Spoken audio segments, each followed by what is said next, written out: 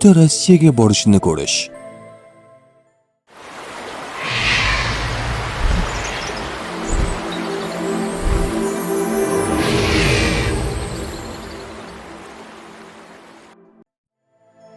Bu yangi imkoniyatlar va o'zgarishlarni bildiradi. Ish, o'qish yoki hayotda yangilik bo'lishi. Safar, ko'chish yoki yo'lga chiqish rejalarining yaqinlashishi belgisi.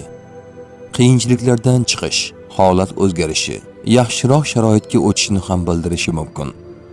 Mas'uliyatli qarorlar yaqin kunlarda muhim tanlov qilish zaruratini ham bildirishi mumkin. Tush ta'biri bashorat emas, barcha narsani bilguvchi yagona zot Allohdir.